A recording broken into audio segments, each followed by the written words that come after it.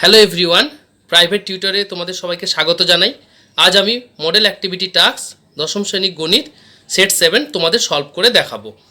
ভিডিওটি থেকে তোমরা যদি কোনোভাবে উপকৃত হয়ে থাকো তবে একটা লাইক করো, শেয়ার করো, চ্যানেলটাকে সাবস্ক্রাইব করো এবং পাশে থাকা বেল আইকনটি অন করে দেবে যাতে পরবর্তী ভিডিও নোটিফিকেশান তোমরা পেয়ে যাও। শুরু করা যাক। প্রথম কোশ্চেন এমসিকিউ টাইপ। প্রথম দেখো বলেছে যদি এ ভ্যারিয়াস বি হলে, তাহলে দেখো এখানে অপশানগুলো দিয়েছে। দেখো যদি ভ্যারিয়েশন থাকে সবসময় ভাববে যে এর প্রথম যেদিকে যে পাওয়ার চেঞ্জ হবে সেকেন্ড পাওয়ার চেঞ্জ হবে। দেখো আমি করে দেখাচ্ছি তোমাদেরকে। A various B, therefore A equals to K B, K equals to অশূন্য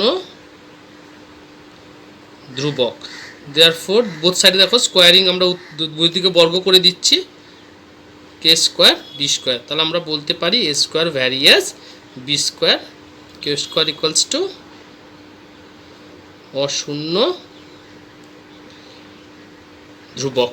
তাহলে দেখো কোন অপশানটা হচ্ছে, দেখো অপশান ডি। বলছে এ ও বি একটি ব্যবসা শুরু করে, এ 1000 টাকা 9 মাসের জন্য, বি কিছু টাকা 6 মাসের জন্য। তাহলে বি কিছু টাকা বলেছে, আমি তাহলে ধরে নিচ্ছি বি এক্স টাকা 6 মাসের জন্য রেখেছিল। দেখো নাম্বার 2 ধরি বি এক্স টাকা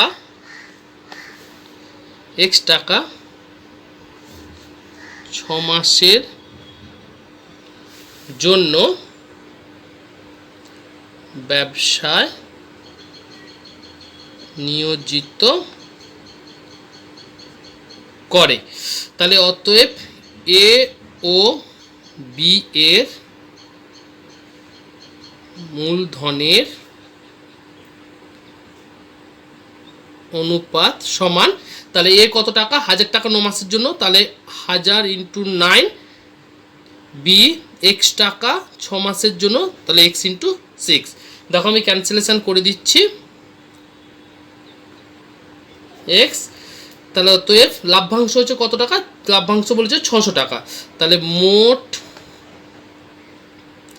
লাভের বি পায় সমান 600 টাকা, বি এর লাভ কত এক্স বাই মোট অনুপাত 1500 প্লাস এক্স। তাহলে প্রশ্নানুসারে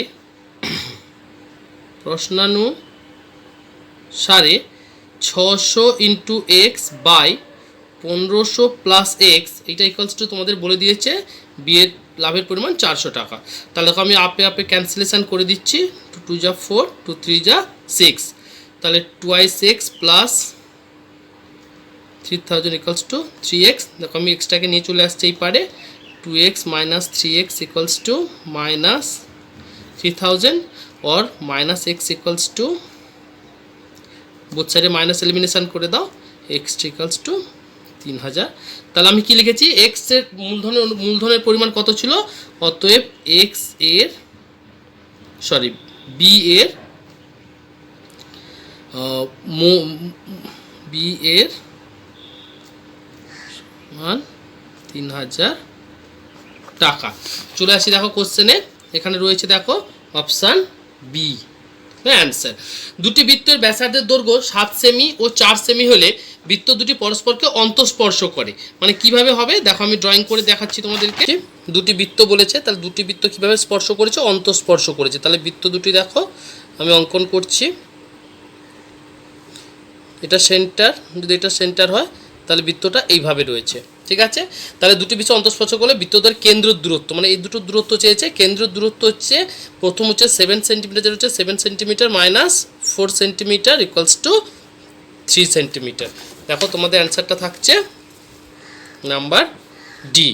r/2 একক দৈর্ঘ্যের ব্যাসার্ধ বিশিষ্ট একটি নিরট গোলকের আয়তন। তো সেই গোলকের আয়তনের ফর্মুলাটা আমি লিখে ফেলছি। দেখো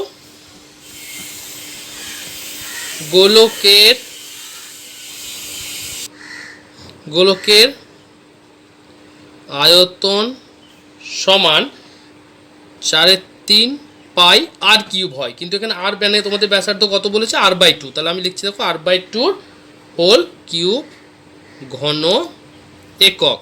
তাহলে 4/3 পাই আর কিউব বাই 8। তাহলে দেখো 4 টু যা 8, 1/6 পাই আর কিউব ঘন একক। দেখো অ্যান্সার আছে, দেখো পাই 1/6 পাই আর কিউব ঘন একক, তাহলে ডি হচ্ছে অ্যান্সার। তো চলে আসি সত্য মিথ্যাতে। দুটি সদৃশকোণী ত্রিভুজ, তাহলে এটা সর্বদা সর্বসম, এটা হচ্ছে আমাদের সত্য।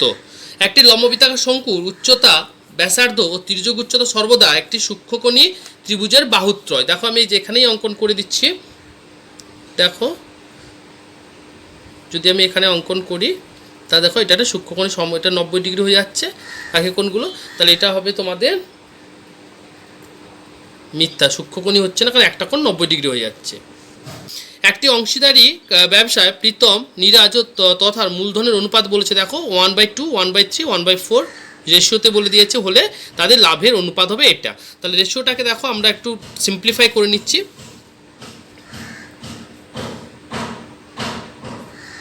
1/2 = 1/3 = 1/4। দেখো আমরা এলসিএম করে নিচ্ছি 12, তাহলে এটাকে আমরা এলসিএম করলে দেখো 12/2, 12/3, 12/4। দেখো 2 6 যা 12, 3 4 যা, তাহলে রেশিও হচ্ছে দেখো 6:4:3, কিন্তু তোমাদের দিয়েছে দেখো 3:4:6, 3:4:6, তাহলে এটা হয়ে যাবে মিথ্যা। এবার দুটো রেশিও একটা ভ্যারিয়েশন দিয়েছে, দেখো a ভ্যারিয়াস 1/b এবং b ভ্যারিয়াস 1/c হলে দেখাতে বলেছে যে a ভ্যারিয়াস 1/c হবে কিনা চেক করতে। তাহলে আমি দেখো চেক করছি,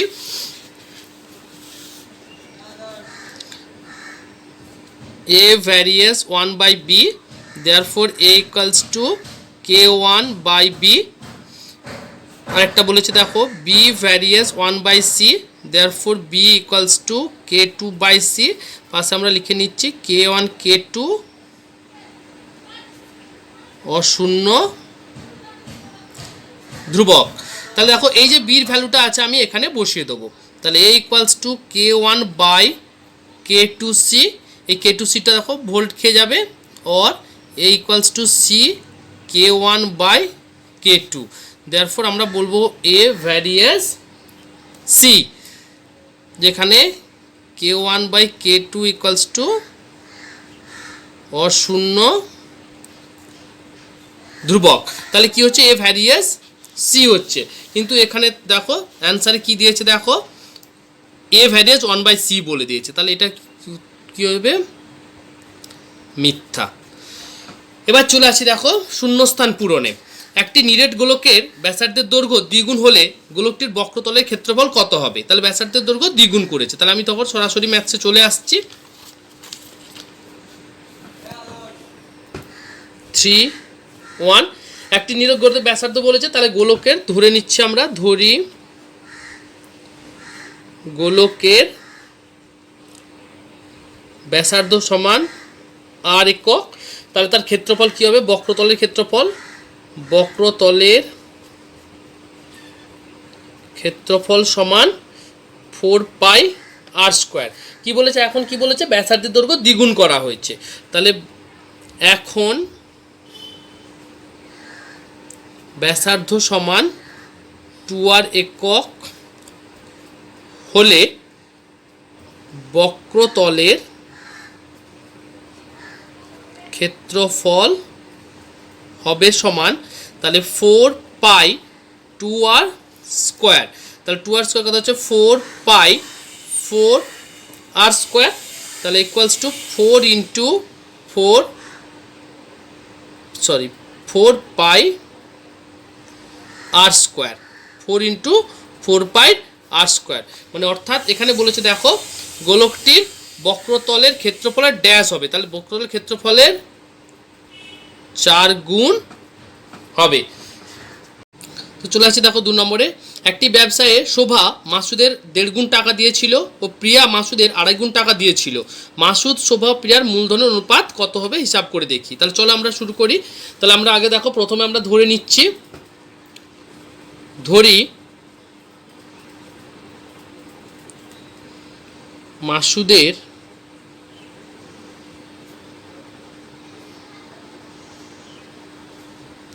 x টাকা। তাহলে আমরা ধরে নিচ্ছি মাসুদের মূলধনটা ধরে নিলাম আমরা। তা দেখো শোভার সমান তাহলে কত গুণ, 1.5 গুণ বলেছে, তাহলে এক্স গুণিত 3/2 টাকা। প্রিয়া সমান এক্স গুণিত 2.5 গুণ 5/2 টাকা। অতএব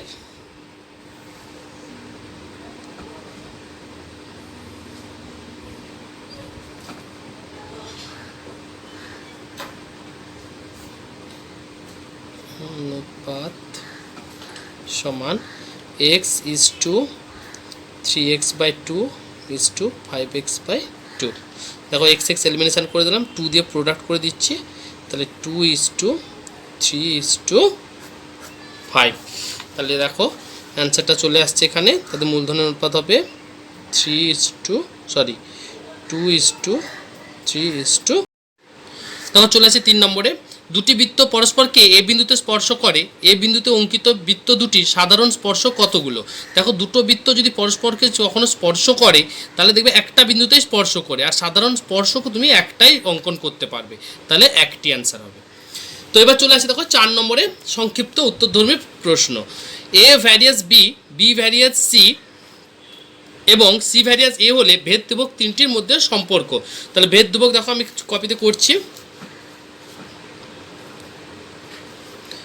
এ ভ্যারিয়াস বি, দেয়ারফোর আমরা বলবো এ ইকুয়ালস টু k1b, এটাকে নাম্বার 1 করে দিচ্ছি। দেন বি ভ্যারিয়াস সি হলে বি ইকুয়ালস টু k2c, এটাকে আমরা ধরো 2 করে দিলাম। নাম্বার দেখো সি ভ্যারিয়াস এ হলে সি ইকুয়ালস টু k3a, তাহলে এটাকে আমরা 3 করে দিলাম। পাশে দেখো আমরা লিখে দেবো k1 k2 k3 অশূন্য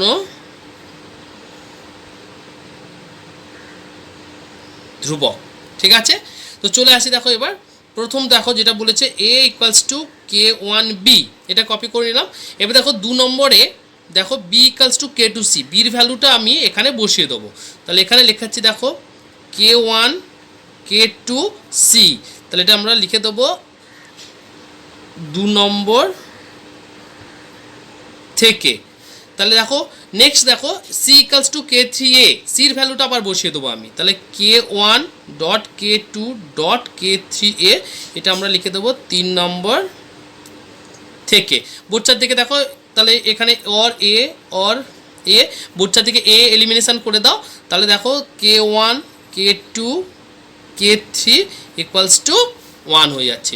অর্থাৎ আমরা লিখব ভেদ ধ্রুবক ত্রয়ের গুণফল সমান 1। দেখো চলে আসছে 2 নম্বরে। দেখো একটা ডায়াগ্রাম দিয়ে দিয়েছে তোমাকে, ত্রিভুজ দিয়ে দিয়েছে, তার মধ্যে একটা অন্তর্বৃত্ত বলে দিয়েছে। পাশের চিত্রে এবিসি ত্রিভুজটি একটি বৃত্তের পরিলিখিত এবং বৃত্তকে পি কিউ আর, দেখো পি কিউ আর তিনটি বিন্দুতে স্পর্শ করে। এপি ইকালস টু বলে দিয়েছে, দেখো এইদিকে এটা 4 সেমি। বিপি কোথায়, এখানে BP equals two 6 semi. AC equals two বলেছে 12 সেমি এবং বিসি সমান এক্স বলে দিয়েছে। তাহলে তোমাকে কি দেখাতে হবে, তাহলে এক্স এর মান নির্ণয় করতে হবে। দেখো আমি তোমাদের জন্য অলরেডি সবটা করেছি। আমি প্রথম ডায়াগ্রামটা দেখতে পাচ্ছ, ডায়াগ্রামটা অলরেডি গিভেন আছে। তো আমি লিখেছি দেখো এ বিন্দু থেকে স্পর্শক যা এপি ইকালস টু এপি, দেখো এ বিন্দু থেকে আমি স্পর্শক যদি অঙ্কন করি তাহলে দেখো এই দুটো হচ্ছে তোমাদের স্পর্শক হচ্ছে এপি আর এ আর স্পর্শক হচ্ছে। এবারে এখানে গিভেন আছে দেখো এপি ইকালস টু তোমাদের 4 বলে দিয়েছে, তাহলে এ আরও 4 হয়ে যাবে। কেন, কোনো বহিস্থ বিন্দু থেকে বৃত্তকে যদি আমি দুটো স্পর্শক অঙ্কন করি, বৃত্ত সম দূরত্ব এবং দূরত্বেই স্পর্শ করে, তাহলে দুটো বিন্দুর দূরত্ব হয়ে দেখো A R equals to AP equals to 4 সেমি হয়ে গেল। এবার এসি তোমাদের অলরেডি গিভেন আছে 12 সেমি, তাহলে এসি ইকালস টু 12 সেমি আমি লিখে নিয়েছি। তাহলে সি আর এই দূরত্বটা আমরা কত পেয়ে যাবো, 12 - 4 ইকালস টু 8 সেমি। তাহলে আমরা কি পেয়ে গেলাম, সি আর যে ছবিটা দেখো, ছবিটার দিকে একবার দেখাচ্ছি, সি আর এই দূরত্বটা কত হয়ে গেল তোমাদের 8 সেমি। এবার আবার দেখো আমরা আবার সি বিন্দু থেকে সি আর এবং সি কিউ দুটো স্পর্শক অঙ্কন করেছি, তাহলে এই দুটো স্পর্শক সমদূরত্বে বিন্দুতে স্পর্শ করবে বৃত্তকে। তাহলে এই পোর্শনটা যদি তোমাদের 8 হয় তাহলে সি কিউ অবশ্যই 8 হওয়া উচিত। তাহলে দেখো C R equals to C Q equals to 8 সেমি। আবার বি দেখো, বি বিন্দুটা দেখো, বি বিন্দু থেকে বিপি বিকিউ স্পর্শক অঙ্কন করা হচ্ছে, তাহলে এই দুটো স্পর্শকের দূরত্ব সমান হয়ে যাচ্ছে আমাদের 6 সেমি হয়ে গেল।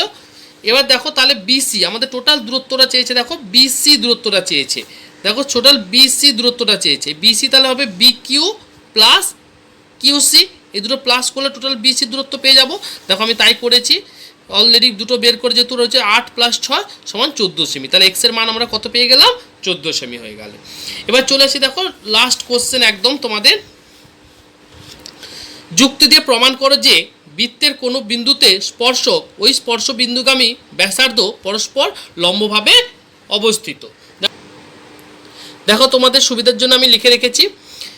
তো প্রদত্ত কি দিয়েছে দেখো, ও একটা বৃত্ত ধরে নিয়েছি, কেন্দ্রবৃত্ত, পি একটা বিন্দু, বৃত্তের উপর এ বি স্পর্শক অঙ্কন করলাম এবং ওপি হচ্ছে বৃত্ত থেকে কেন্দ্র থেকে ওই স্পর্শকের উপর একটি সরলরেখা অঙ্কন করেছি। তাহলে প্রমাণ করতে হবে কি ওপি, এই ওপি এ বি স্পর্শকের উপর লম্ব। তাহলে দেখো ওপি এ বি স্পর্শকের উপর লম্ব। অঙ্কন আমি ছোট একটা অঙ্কন করে নিয়েছি, এ বি স্পর্শকের উপর যে কোনো একটা বিন্দু নিয়ে নিয়েছি। একবার ছবির দিকে যাচ্ছি, দেখো এই দেখো একটা নিয়ে নিয়েছি যে কোনো কিউ, আমি এই ও কিউটাকে আমি জয়েন করে নিলাম, যেটা আমার বৃত্তকে আর বিন্দুতে ছেদ করেছে। এবার ও কিউ আমরা জয়েন করে নিলাম। প্রমাণে চলে আসে দেখো স্পর্শক এ বি এর উপর স্পর্শবিন্দু পি ছাড়া অন্য যে কোনো বিন্দু বৃত্তের বাইরে অবস্থিত হবে, সেটা অবশ্যই হবে। সুতরাং ও কিউ বৃত্তটিকে একটি বিন্দুতে ছেদ করবে, ধরি ছেদ বিন্দু আর লিখে নিলাম। তাহলে ও আর লেস দেন ও কিউ, ছবিতে যাচ্ছি দেখো ও আর লেস দেন ও কিউ, অর্থাৎ ও কিউ থেকে ও আরটা ছোটো হবে। কেন নিশ্চয়ই বুঝতে পারছো, এই পর্যন্ত হচ্ছে ও আর, এই পর্যন্ত হচ্ছে ও কিউ, তাহলে ও কিউটা অবশ্যই বড় ও আর এর থেকে। তাহলে আমি সেটাই লিখেছি দেখো ও আর লেস দেন ও কিউ। আবার ও আর ইকালস টু ওপি, কেন একই বৃত্তের ব্যাসার্ধ, তাহলে ওপি ইকালস টু আমরা ও কিউ বলবো। কিউ বিন্দু এ বি স্পর্শকের ওপর যে কোনো বিন্দু, সুতরাং বৃত্তের কেন্দ্র ও থেকে এ বি স্পর্শক পর্যন্ত যত সরলরেখা অঙ্কন করা যায় ওপি তাদের মধ্যে ক্ষুদ্রতম হবে। নিশ্চয়ই বুঝতে পেরেছো কেন হচ্ছে। আবার ক্ষুদ্রতম দূরত্ব হচ্ছে আমাদের লম্ব দূরত্ব, সুতরাং আমরা বলবো ওপি লম্ব এ বি। কেন বুঝতে পেরেছো, দেখো ওপিটা এখান থেকে যতই সরলরেখা আমরা অঙ্কন করি না কেন সব দূরত্ব দেখো এর থেকে ছোট হবে, কেন এই দিকটা গেলে তোমার অলরেডি বড় হয়ে যাচ্ছে। তার জন্য আমরা বলবো যে লম্ব যেটা অঙ্কন করলাম ও বিন্দু থেকে স্পর্শকের উপর, সেই দূরত্বটা সর্বদাই ছোট হবে অন্য যে কোনো সরলরেখা তুমি অঙ্কন করো না কেন স্পর্শকের উপর তার থেকে। তাহলে উপপাদ্যটা আমি তোমাদের প্রমাণও করে দিলাম এবং তোমাদের সেট 7 দশম শ্রেণীর পুরো সলভ করে দিলাম।